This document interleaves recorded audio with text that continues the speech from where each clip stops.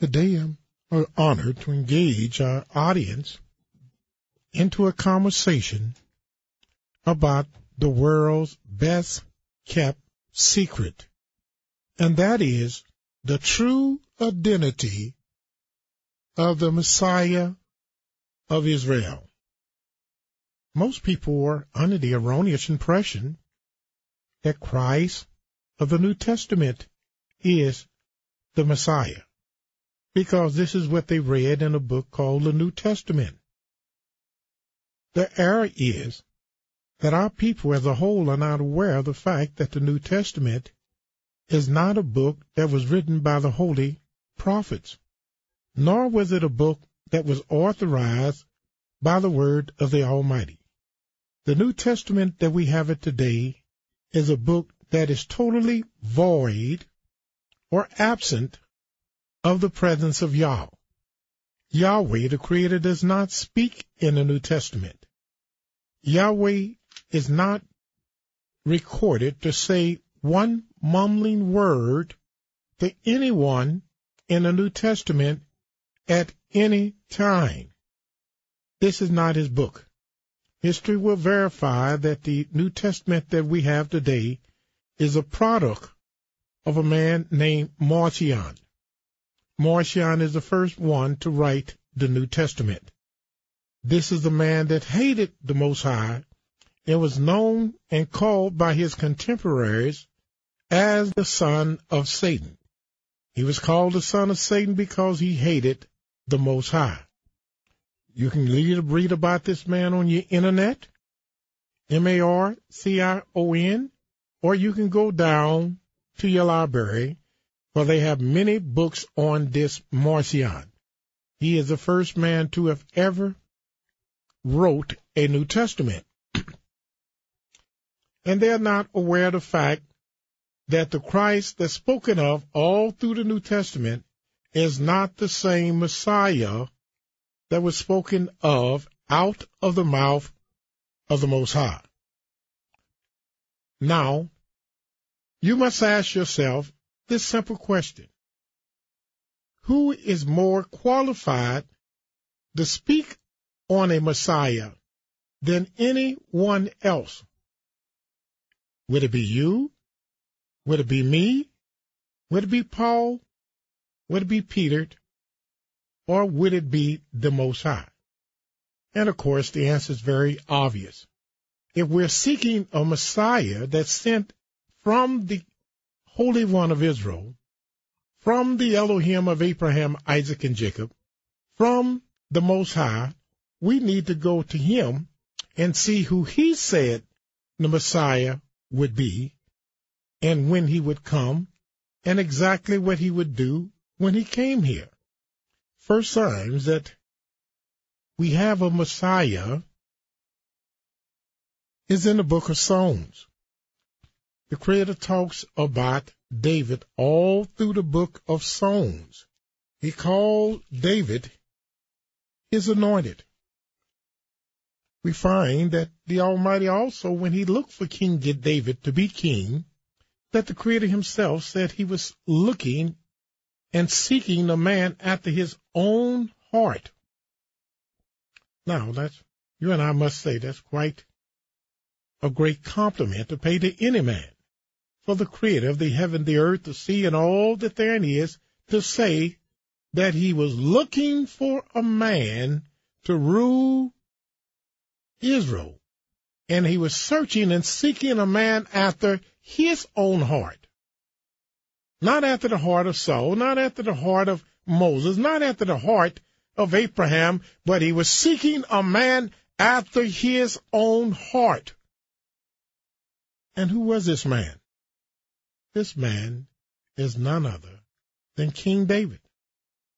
We find also that Yah called David his anointed. We go to the book of Psalms 132. The book of Psalms 132. We're going to read what Yahweh himself had to say about this man David that Alicia's speaking about. It said in the book of Psalms 132, we're going to read the 10th to the 17th verse. For thy servant David's sake, For thy servant David's sake, turn not away the face of thine anointed. turn not away from the face of thy anointed. David is called the anointed of Yahweh. Yahweh hath sworn. Yahweh has sworn in truth unto David, and he will not turn from it. Now, why is that so important? Because every promise the Almighty made to King Solomon, Hezekiah, Jehoram, any other king, period, there was always promises that had conditions. There was no promises made unconditionally. But when the Creator spoke about David, I'll show you 3 times where the Creator said, I have sworn unto David and will not turn from it. Swore! And would you like to accuse Yahweh of lying? Is it you that like to accuse the Creator of swearing and going back on his oath? Are you that bold? Here the Creator said, Yahweh has sworn in truth unto David, and he will not turn from it. Of the fruit of thy body will I set upon thy throne. He said, of the fruit of thy body will I set upon the throne. If, then he tells him what his children have to do. Here's a condition relating to his children. If thy children will keep my covenant. If your children will keep my covenant, David, and my testimony, that I will teach them. Their children also shall sit upon thy throne forevermore. For Yahweh has chosen Zion. He hath desired it for his habitation. This is my rest forever. Here will I dwell. For I have desired it. I will abundantly bless her provision. I will satisfy her poor with bread. I will also clothe her priests with salvation. And her saints shall shout aloud for joy. There will I make the horn of David to bud. Notice here, there will I make the government of David to blossom, to bud. I have ordained a lamp for my anointed. His enemies, in other words, the enemies of David, the Creator says, his enemies will I clothe with shame, but upon himself shall his crown flourish.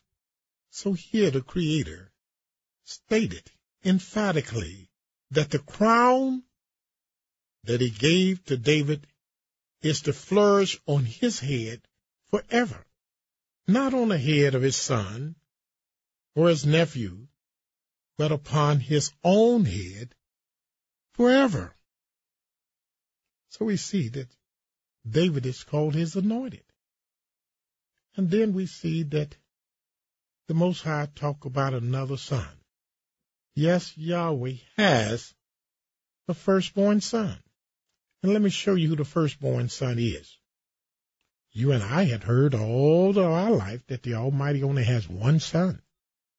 And that one son's name is Christ. And the Christ of the New Testament, according to the New Testament, not according to Yahweh, but according to the New Testament, the only begotten Son of Yahweh was Christ. But would you, this evening, this night, be interested in who Yahweh said his firstborn son is? I think that would be of great significance. If people around here saying that this is my son and that's my son, I think you would want to hear from me who I say my son is. Especially if Yahweh is speaking, and especially if his words are undeniable, especially if he's a man that does not lie, neither the son of a man that does not repent. I think any sane person in our listening audience, if they have any sanity left at all, would like to know who Yahweh said his son is. And I think it's going to shock a lot of you all.